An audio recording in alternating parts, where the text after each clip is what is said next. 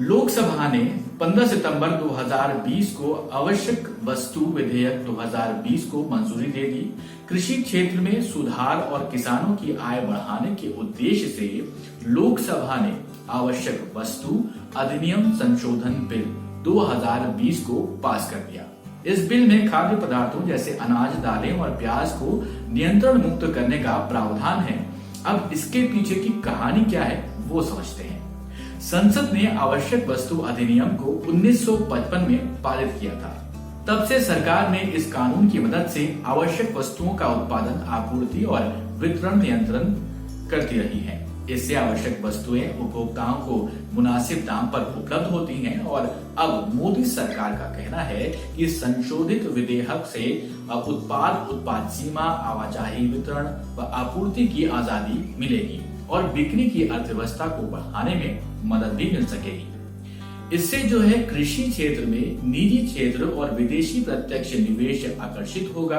अब सवाल आता है कि आवश्यक वस्तुएं क्या होती हैं।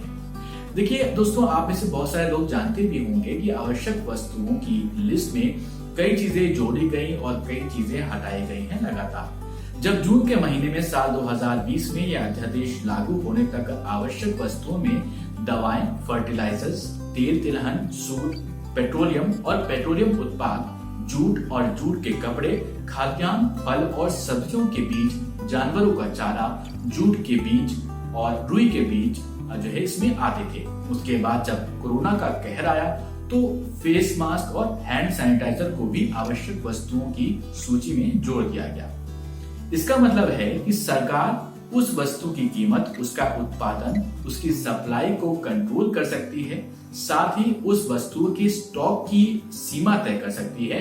ऐसा अक्सर आपने देखा होगा कि जब प्याज और दालों के दाम बढ़ते हैं तो ऐसा होता है। अब नए बिल में क्या है? देखिए दोस्तों, नए बिल में आवश्यक वस्तु संशोधन विधेयक 2020, इसमें अनाज, दलहन, तिलहन, खाद्य तेल, प्याज, आलू को आवश्यक वस्तुओं की सूची से हटाने का प्रावधान किया गया है। इससे जो है निजी निवेशकों को उनके व्यापार के परिचालन में अत्यधिक नियामक हस्तक्षेपों की आशंका दूर हो जाएगी। उत्पाद सीमा, आवाजाही, वितरण और आपूर्ति की स्वतंत्रता से बिक्री की अर्थव्यवस्था को बढ़ाने में मदद भी मिलेगी और कृषि क्षेत्र में निजी क्षेत्र, विदेशी प्रत्यक्ष निवेश आकर्षित होगा। उपभोक्ता मामले, खाद्य एवं सार्वजनिक वितरण राज्य मंत्री राव साहेब दानवे ने निचले सदन में चर्चा का जवाब देते हुए कहा था कि इस विधेयक के माध्यम से कृषि क्षेत्र में संपूर्ण आपूर्ति श्रृंखला को मजबूती जो है वो दी जाएगी और किसान मजबूत होगा और निवेश को बढ़ावा मिलेगा। आशा करते हैं आपको ये जानकारी पसंद आई होगी। अगर ये जानकारी आपको पसंद आई तो इस जानकारी को अपने दोस्तों के साथ शेयर करें और सब्सक्राइब करें जागरणजोश.com। नमस्कार।